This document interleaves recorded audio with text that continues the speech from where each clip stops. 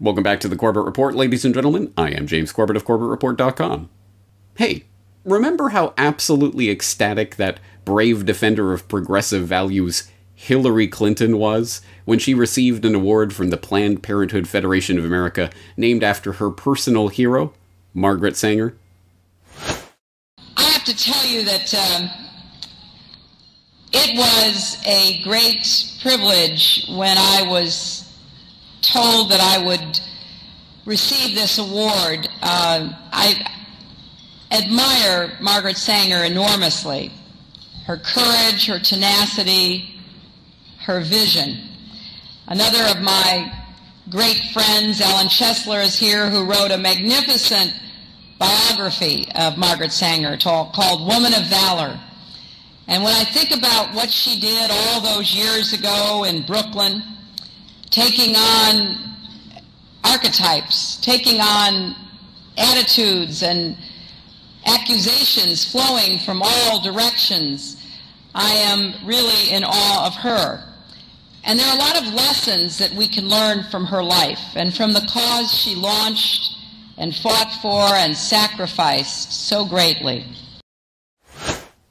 Ah, yes, Margaret Sanger, an empowered woman who bravely took on archetypes and attitudes and accusations and persevered, and thus the Margaret Sanger Awards were named after her and bestowed on the likes of Hillary Clinton.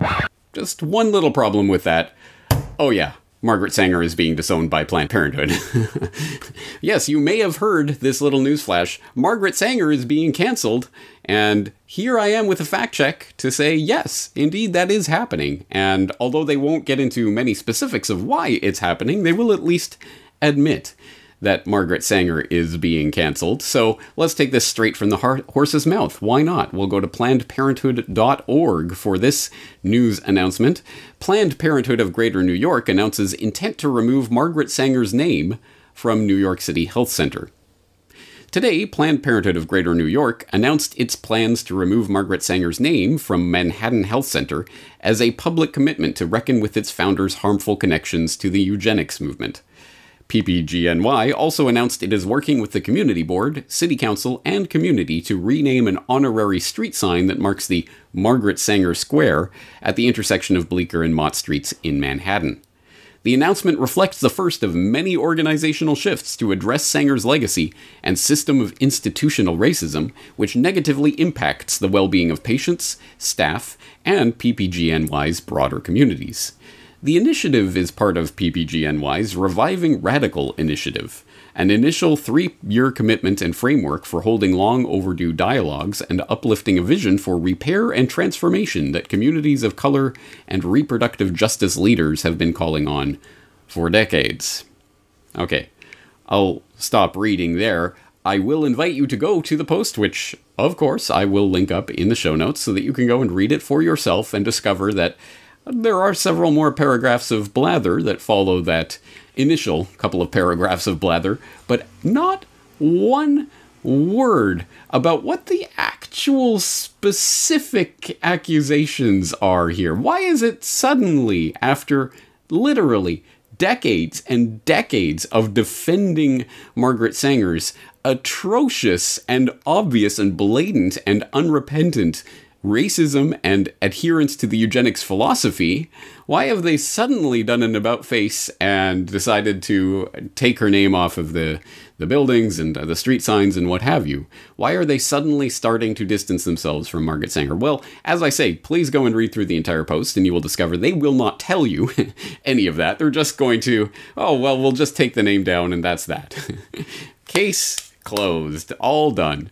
Well, not quite. As they say, they are starting a Reviving Radical initiative, the 3-year commitment to overhaul and uplift their vision for repair and transformation of communities of color, blah, blah, blah. And again, that is a lot of blah, blah, blah. They give 5 very specific examples of exactly what they're going to do with this Reviving Radical community mandates. Number 1, reckon with Planned Parenthood's legacy and contributions to historical reproductive harm within communities of color.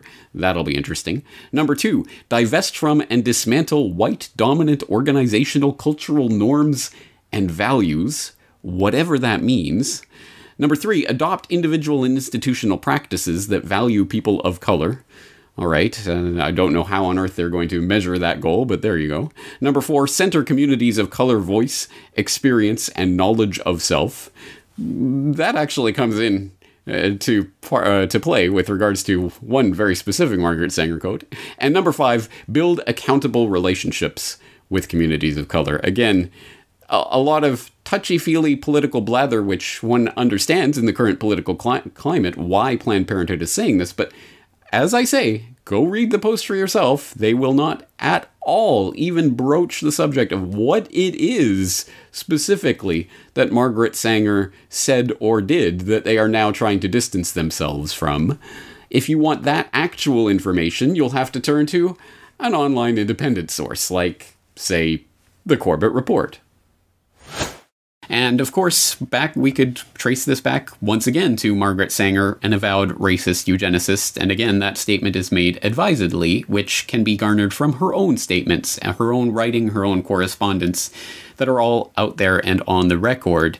And we listened earlier to her interesting statement, which she realized she had to amend after making it, that the greatest sin that a family could make is to bring a child into the world. Well, she did affirm that elsewhere in her writing, so that was not just a slip of the tongue. For example, in one of her writings, she wrote, quote, "The most merciful thing that the large family does to one of its infant members is to kill it," end quote. And just in case there's any confusion about what the driving agenda and ideology behind the American Birth Control League and Planned Parenthood really was, she wrote about this in great length in various essays and articles, and in the Birth Control League official publication, where she wrote things like, quote, "The campaign for birth control is not merely of eugenic value, but is practically identical with the final aim of eugenics." And, quote, "Eugenics is the most adequate and thorough avenue to the solution of racial, political, and social problems," end quote. Now, quotations like that, when they're delivered out of context like that, tend to instill in a lot of people out there the idea, well, this really is all about helping the poor people. This is all about creating the nicer conditions for human society generally so that people can get along and prosper and be happy.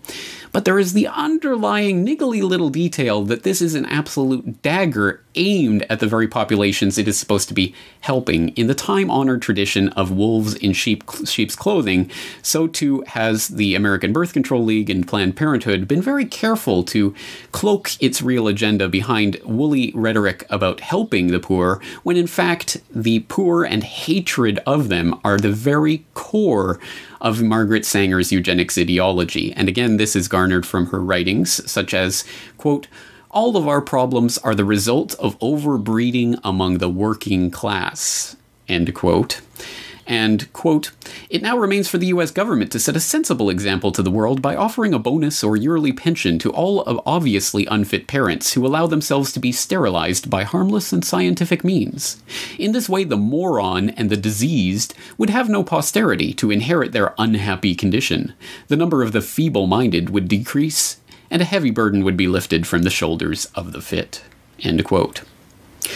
Now, again, there doesn't have to be much speculation about who she was talking about when she talked about the morons and the unhappy offspring of these diseased and feeble-minded people, because she did, in great detail and at many different occasions, outline exactly who she was talking about, namely the members of that working class that the liberal left intelligentsia of today seem to think that they're helping with things like Planned Parenthood, and more specifically that subset of the working class who happens to be non-white, which is not an incidental part of this. In fact, in the 1930s, Margaret Sanger and her American Birth Control League cronies were working on something called the Negro Project, which was self-admittedly designed to exterminate the Negro population.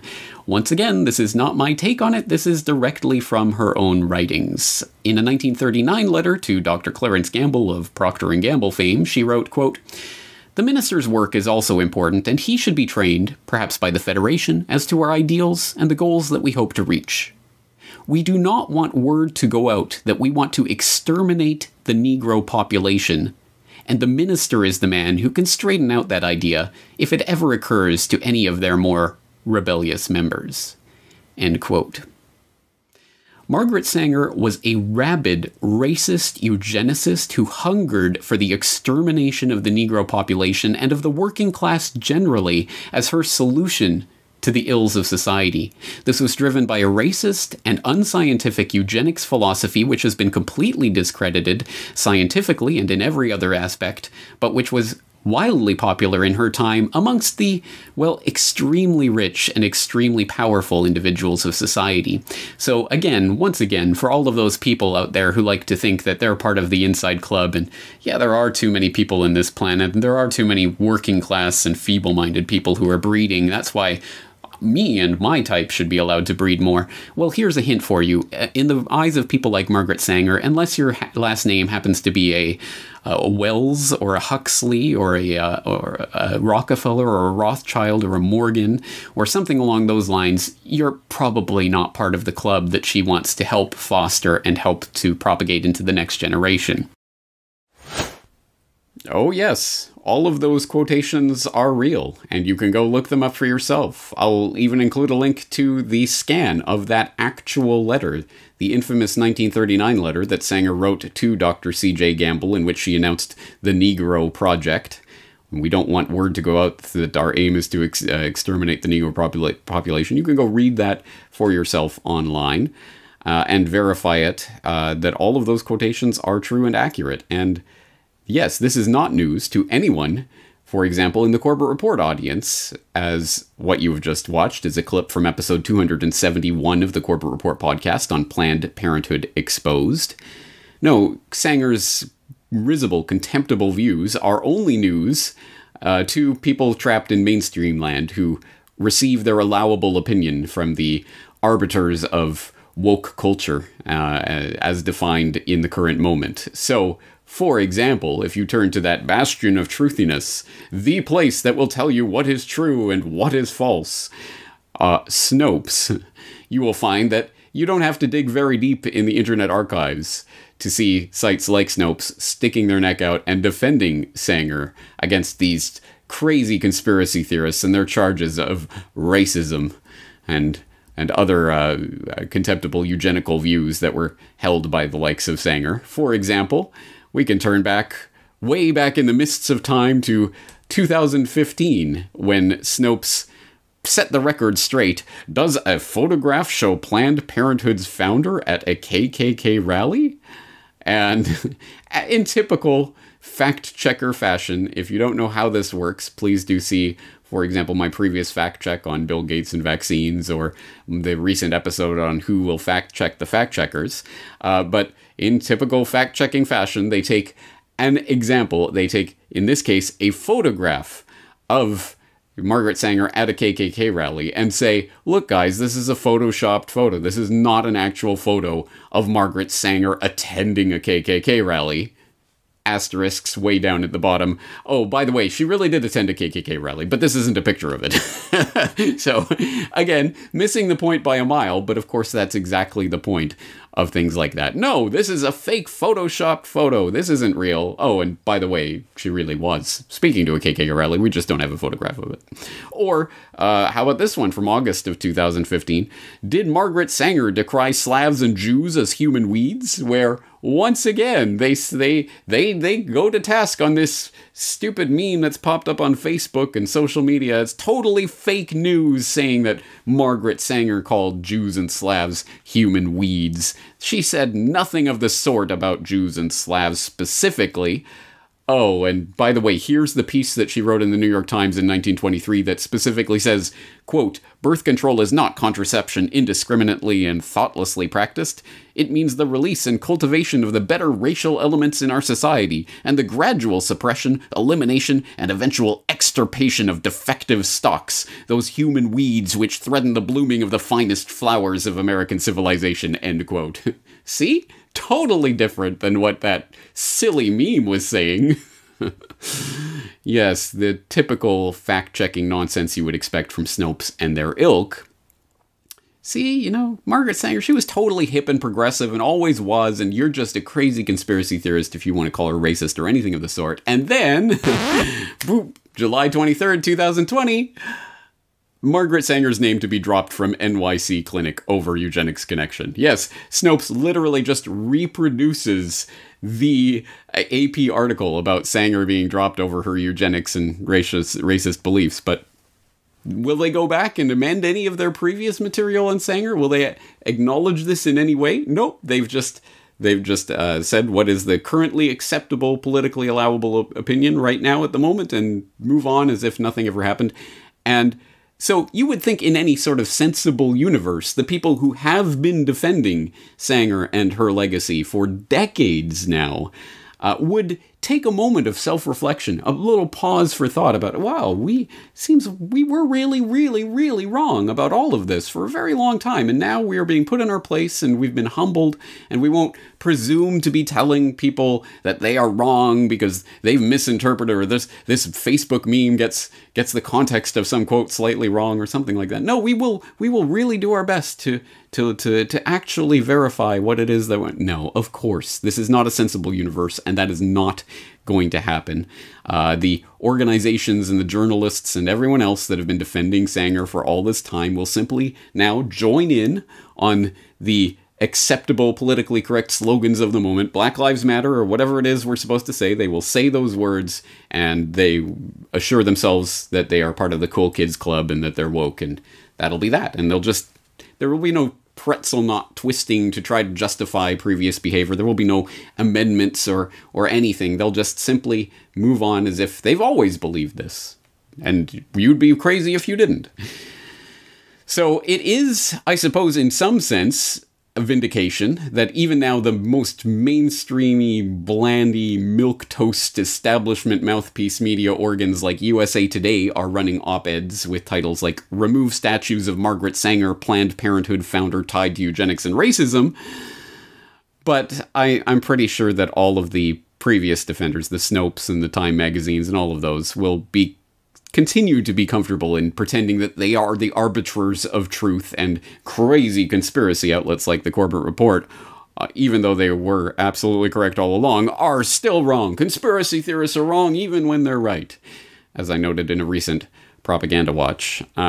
So let's continue, actually, because, of course, now this little bit is coming out in a sort of controlled way, and you can even point to a group called Save PPGNY, Save Planned Parenthood of Greater New York, which is a group of employees, disgruntled employees, who are now trying to blow the whistle on the CEO of PPGNY and talking about the racist founder of Planned Parenthood and things like that, and dealing with the racist legacy. And it's going to be moved into the Black Lives Matter mainstream conversation that's happening right now. But before we move on from this subject, I mean, let's make a note of this. This is not just about Margaret Sanger. This is not just about racism. This is not just some tangential thing that, whoa, there was this kind of problem with something that the founder of this organization once said, but that's the ancient history. No. This is still an ongoing problem, and one that needs to be brought out fully so that it isn't covered up, just as Margaret Sanger's beliefs and ideas have been covered up for decades, even though they're right there in front of your face and you could read them at any time. So let's put it on the record. The American Birth Control League, which evolved into Planned Parenthood, but was exactly institutionally identical to Planned Parenthood.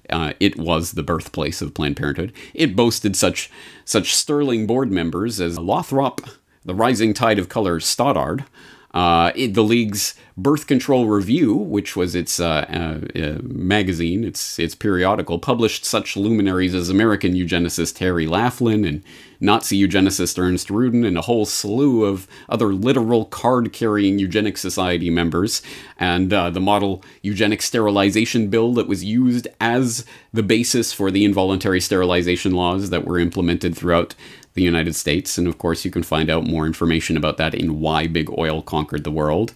And it's not like any of this actually changed when the name was changed from the American Birth Control League into Planned Parenthood. No, everything continued exactly as before, including the actual literal card-carrying eugenicists who sat on its board. One issue that really grabbed me as urgent were issues related to population, reproductive health. But did you come to reproductive issues as an intellectual?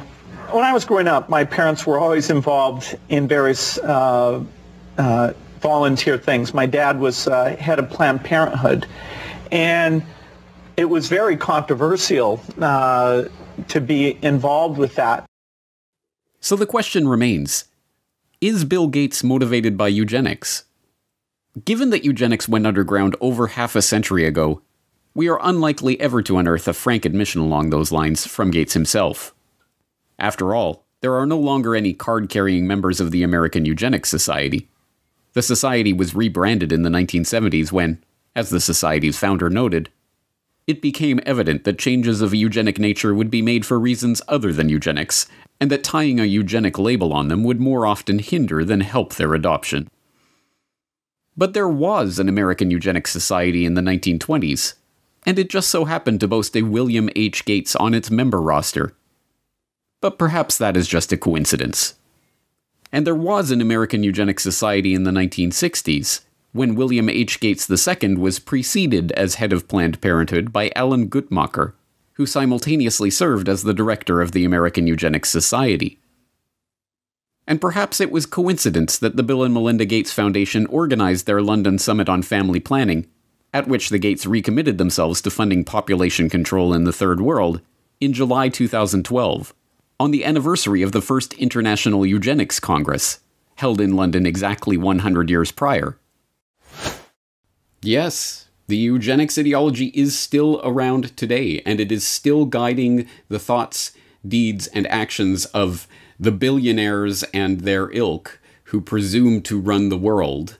And yes, you can still find, well, if not literal card-carrying eugenicists, certainly adherents to those ideas amongst the jet-setting international organization class, like, I would posit, the Gates. Obviously, that is a clip from Who is Bill Gates, and obviously you can go back to the transcript for more information and links to more sources on that. I would also, on this note, I would highly recommend Why Big Oil Conquered the World to talk more about the history of eugenics and what it really, where it came from, how it was pushed by the Rockefellers and their ilk, and where it is going in the future towards transhumanism and technocracy, because that is ultimately where we are being pushed societally, and being pushed specifically by the people who have 10-digit, 11-digit, 12-digit bank accounts.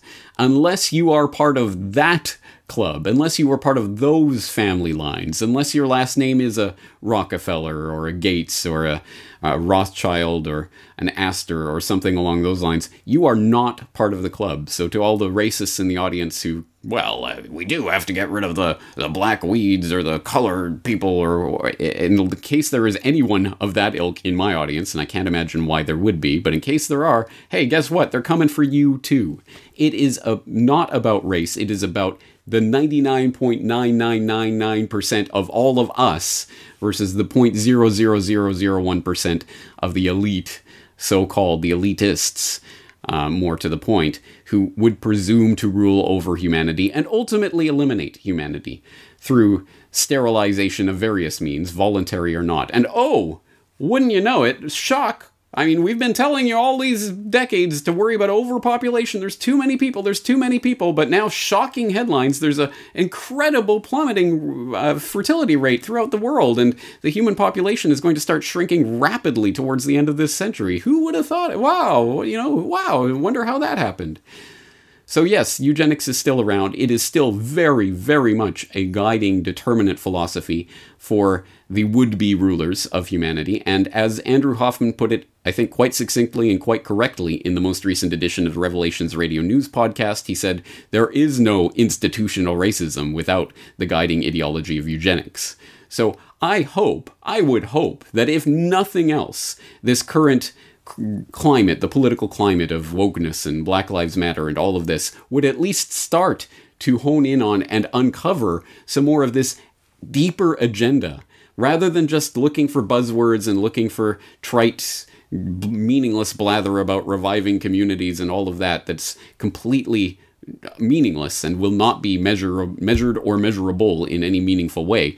Instead, if we were looking to actual, real guiding ideology, where it comes from and what it aims at, well, then perhaps this current political climate could actually have some positive effects. I am not holding my breath for that to appear in the pages of USA Today or Time Magazine or on the website of Snopes, but we will see if we can push it through here in the independent media. Anyway, as I say, there's a lot of information to go through today, a lot of sources that people will need to check into, and I encourage them to do so at corbettreport.com. That's going to do it for today. James Corbett, corbettreport.com.